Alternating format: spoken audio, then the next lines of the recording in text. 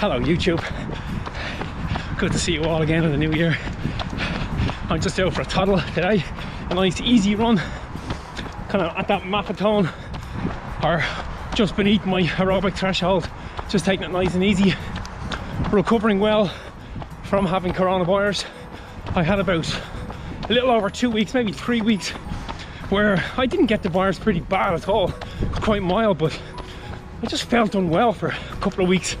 And finally now I'm feeling some sort of strength come back to my body, just feeling better overall, which is great.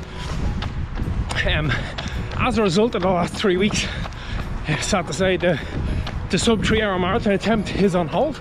I'm still going to do the Manchester Marathon on the 3rd of April, but I think at this stage it'll be more like a 3:20, maybe even a 3:15. I'll know more once I start doing workouts again next week, how close I can get to that 3:15. But for the moment, the sub 3 in Manchester is off. But I am registered for Dublin Marathon, which is the last Sunday of October, and I'll certainly give the sub 3 hour attempt a bash then. While in isolation, I got great comfort out of watching a ton of your videos. So a lot of people who are subscribed here, I subscribed to your channels, and it was great watching you guys putting up some stuff. I got some good ideas about some of the videos I watched, and I've got a couple of things in the pipeline. What I'm going to do on my channel, kind of starting from now, is that I'm going to start to try and write down a bit more of what I want to do and stop ad-libbing. The stuff I enjoy doing the most is talking about running injuries, talking about pain, what you should and shouldn't do. So I'm going to, if you have a running injury, so I'm going to concentrate on that over the next couple of weeks, while posting videos on running injuries, what and what not to do, and how to best achieve longevity in your sport and keep yourself fit and healthy. I'll also keep throwing up the occasional running vlog, letting you guys know how I'm doing, sticking up any workouts I do for anybody who's interested in learning a bit about the type of workouts you do for marathon running. I'll also give kind of updates on my training goals, any races that I have coming up. I'll try and vlog as much of that stuff as I can. So if that's the sort of stuff you're into it, make sure to hit that subscribe button and follow along the journey. For now, I'm going to keep cracking on my run today. I'm actually trying out my new running shoes that I got for Christmas. I kind of had 3 choices going off your guys' recommendations. I really wanted to get the Nova Blast, the New Balance shoes that Neil Wood from the Running Duck Effect had been reviewing this year. They looked amazing and he sold them to me, so I wanted those. But unfortunately they didn't have them in my size in the store here, and I don't buy shoes unless I try them on, because when purchasing shoes, the most important thing to do is to make sure they're comfortable. Doesn't matter what way they're sold to you, doesn't matter what they promise to do for you. If they're not comfortable, don't buy them. That's what research would show you is the best thing to do. So I didn't go with the New Balance oh sorry, Fuel Cell, I think I said Nova Blast, Fuel Cell I think they are. So that left me with running Marc's recommendation for the Adidas Adios, or Trail Sage, his recommendation for the Hoka Bondi. I think they were the other two that really caught my eye. I wanted to get a shoe that was going to aid me in my speed work when I was doing my kind of interval training. So they were the 3 I was looking at. There was also a recommendation from James Nielsen from Move.More.Now, and if you can guess the shoe brand that he was recommending, then certainly do. Stick a comment below if you know what brand. You don't have to guess the shoe, but I would have went for that one, only the shop that I had access to don't actually sell that brand. So anyway, you can guess down there if you know the brand of shoe that Move.More.Now almost had me buying. And then at the end of this video, I will show you the shoes that I went with out of the 3 choices that I had. As mentioned, I have those 2 marathons this year. So the 3rd of April is Manchester, and then the end of October is Dublin.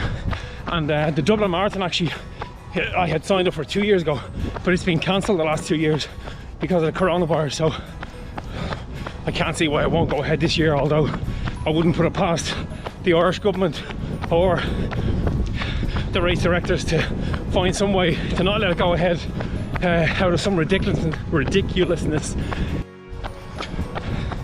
Throughout this year, I'm just going to try and target do more park run races where I kind of time trial that 5k and work and get my time back down. I mean, my quickest time is 18:15, so if I can get back down under 20 to begin with over the next couple of weeks, I'll be super happy. And then throughout the spring and summer, probably target a couple of 10k, 10 mile, half marathon. At the end of August, I have the Cork, Ireland half Ironman race. Again, that was a race that should have happened last year but got cancelled because of coronavirus, so I'm in it this year. But at this stage, I'll probably just use that as a social event. I would imagine half my club will be down there doing it, so I'll definitely go down and do it, but I won't be trying to break any records or set any personal best times down there by any stretch of the imagination. For me, this year is going to be year of the runner, so I'd like to get up around the 3,000 kilometers for the year. That's kind of my underlying target for this year. Anywho, time to wrap up this video. Nice easy run, just working at about 5:18 average per kilometer, keeping that heart rate in the sub aerobic zone, or the MAF method. Hello.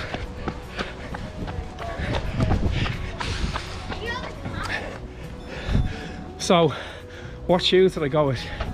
I'm hoping you all commented on the shoes that Move.More.Now James Nielsen would have recommended. You should know the brand. If you don't know the brand, then you certainly don't know his channel. But James is an awesome guy. I'll try and link to his channel and the 3 other channels I mentioned, which is Neil Wood's The Running Duck Effect. They were the shoes I wanted but couldn't get. Then the other 2 choices was all the way from Finland, from Running Marc's channel. He had mentioned the Adidas Adios, and Trail Sage over, I think he's in Utah, had recommended the Hoka Bondi. I went to the shop, I tried both pairs of shoes on, and the one I found more comfortable, surprisingly, was not the Hoka. Everybody knows I love Hoka, but I didn't. I found the Adidas much more comfortable. So they are the shoes that I got. The shoes I've been running in today. First run of them, just to break them in. I'm only 6k into this run. I've got another couple of kilometers to do, but a little bit of numbness across the forefoot at the moment, but that's probably just because I got the lacing a little bit too tight. I'm not going to worry or stress about that, because as I said, they were super comfortable. Anyway, I'll crack on with this run.